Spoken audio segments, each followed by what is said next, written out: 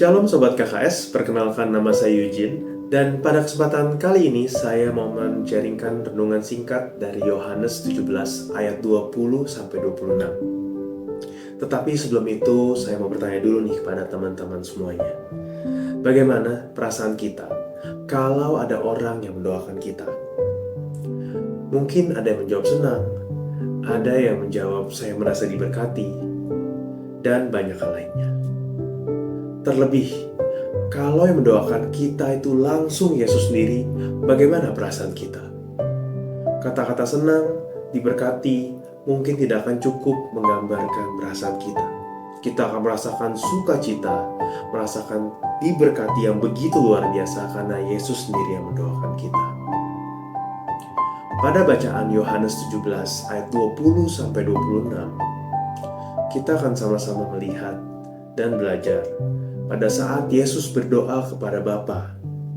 Yesus mendoakan murid-muridnya kepada Bapa karena ia tahu bahwa waktunya sudah tidak akan lama lagi bersama dengan murid-muridnya.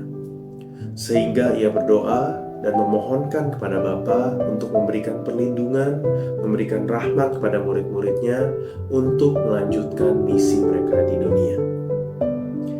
Salah satu yang menarik pada bacaan ini kita dapat lihat di ayat 20, di mana Yesus berkata, "Bukan untuk mereka ini saja aku berdoa, tetapi juga untuk orang-orang yang percaya kepadaku melalui pemberitaan mereka."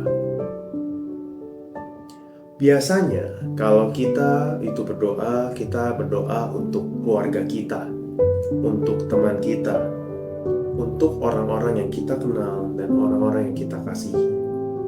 Tetapi di sini kita dapat melihat bahwa Yesus memberikan teladan baru, bahwa kita berdoa itu tidak harus hanya mendoakan orang-orang yang kita kenal dan kita kasihi saja, tetapi kita juga sebaiknya bisa mendoakan orang-orang yang membutuhkan doa-doa kita. Sama seperti dikatakan Yesus di sini berdoa tidak hanya untuk murid-muridnya, tetapi untuk orang-orang yang sudah ataupun yang belum mengenalnya. Di sini juga kita belajar bahwa doa itu tidak bersifat secara eksklusif atau hanya untuk kalangan tertentu, tapi doa itu bersifat inklusif, di mana kita berdoa itu tidak hanya dibatasi dengan orang-orang yang kita kenal, kita kasihi, tetapi kita juga bisa mendoakan semua orang, terutama orang-orang yang membutuhkan doa-doa kita. Pada bacaan ini, Yesus juga mengajak kita semua untuk dapat bersatu dengan Bapa. Bagaimana caranya? Dengan cara kita mengimani dan juga kita menghidupi Bapa, Tuhan di dalam kehidupan kita sehari-hari. Mengimani artinya kita percaya dengan penuh bahwa Tuhan itu adalah penyelamat kita dan satu-satunya sumber keselamatan kita. Menghidupi artinya kita bisa mewujudkan atau merefleksikan seluruh iman kita dalam perbuatan yang nyata. Salah satu hal yang paling sederhana adalah dengan menunjukkan kasih dalam kehidupan kita sehari-hari. Melalui kita bersatu dengan Bapa, kita juga mencontoh Tritunggal Maha Kudus, ada Bapa, Putra, dan Roh Kudus, walaupun ada 3 tetapi tetap satu. Sehingga kalau kita hidup dalam Bapa, Bapa juga akan hidup dalam kita. Sehingga kita akan hidup dalam kemuliaan Bapa.